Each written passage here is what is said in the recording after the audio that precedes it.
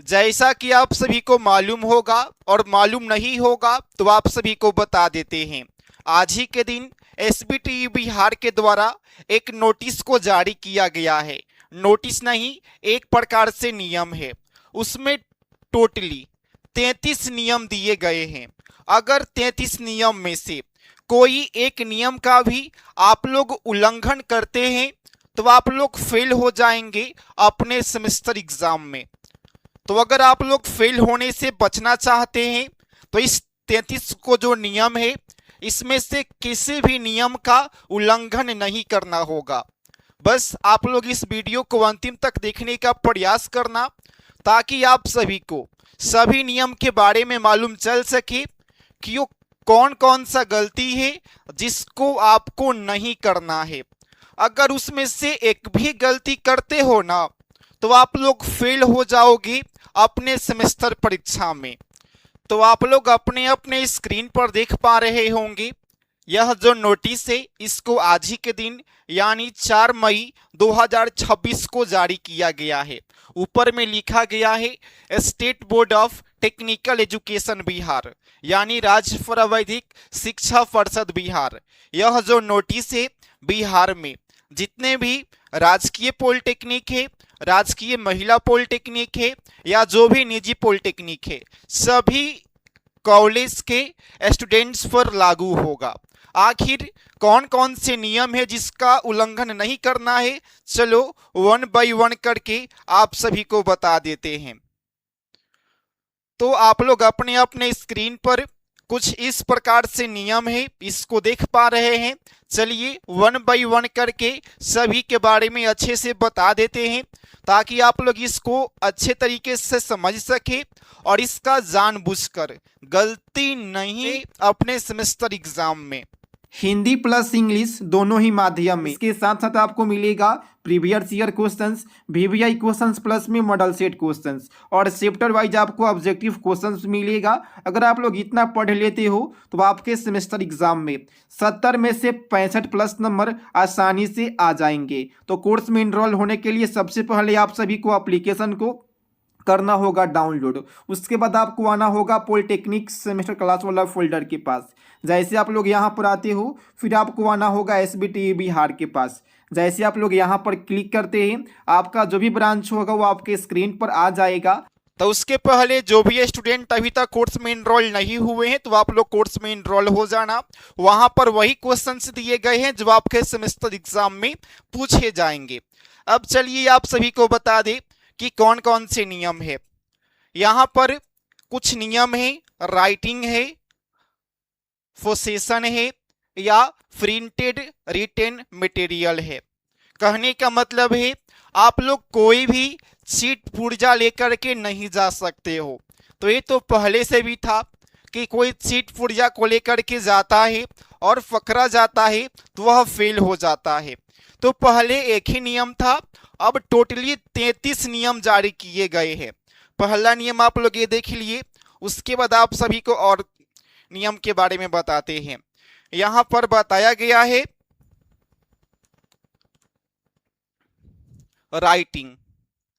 यहाँ पर बताया गया है कि the registration roll number anywhere in the answer book या additional seat.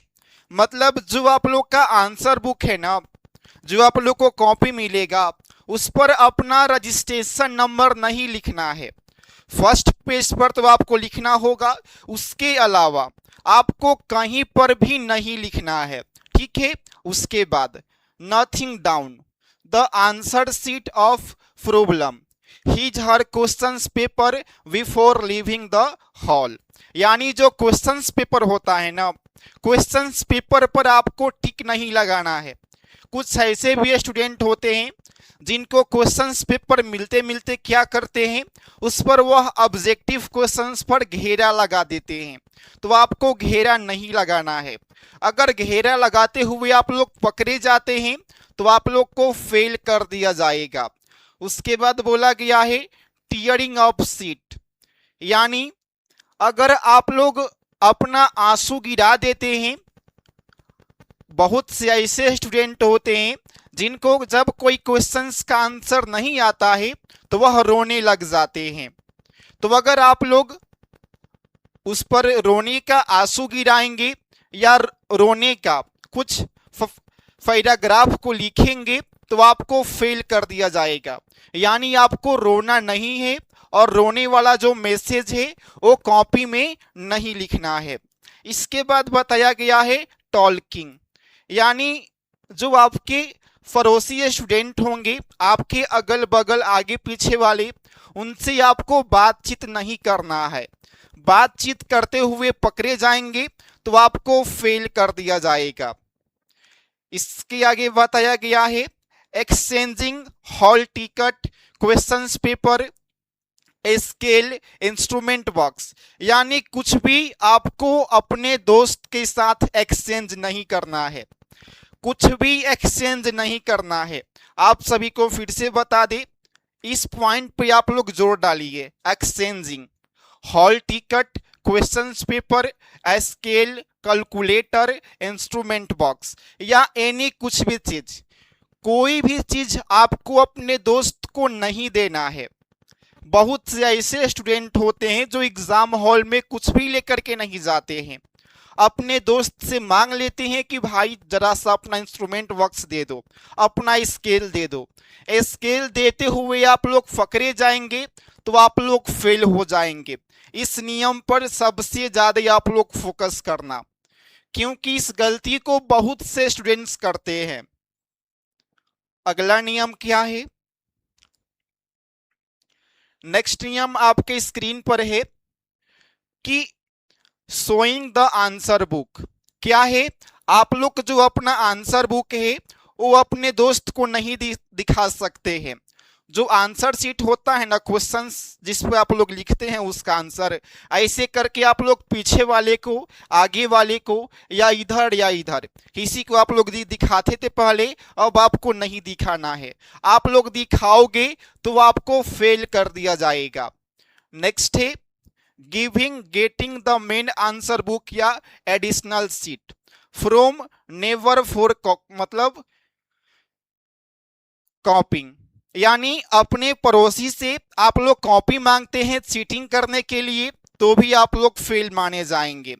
Writing song, story, poem, drawing sketch, अगर आप लोग अपने कॉपी में सॉन्ग लिखते हैं, स्टोरी लिखते हैं, पोएम लिखते हैं या किसी भी अलग ड्राइंग बनाते हैं तो आपको फेल कर दिया जाएगा। उसके बाद आप सभी को बताया गया है रिप्लेसिंग द आंसर बुक, यानी जो आप लोग का क्वेश्चंस पेपर है उसको अपने दोस्त के साथ रिप्लेस नहीं करना है। रिप्लेस करोगे तो आपको फेल कर दिया जाएगा।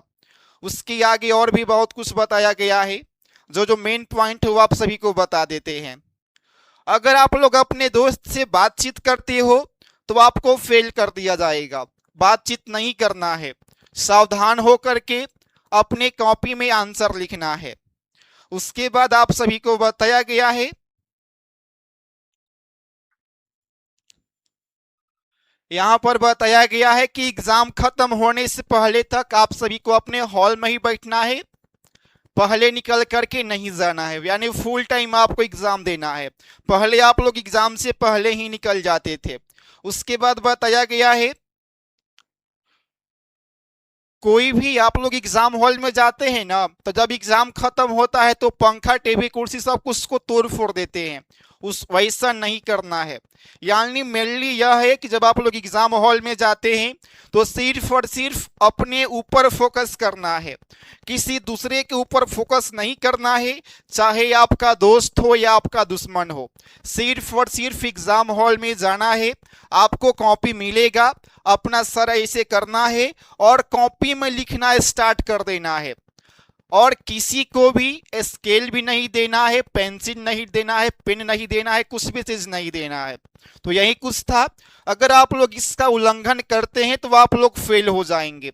तो अगर आप लोग फेल होने से बचना चाहते हैं तो इस गलती को नहीं करना होगा। और बाकी जो भी स्टूडेंट अभी तक कोर्स में नहीं जुड़े हैं तो आप लोग कोर्स में जुड़ जाओ, वहां पर वही क्वेश्चंस दिए गए हैं जो आपके सेमेस्टर एग्जाम में पूछे जाएंगे।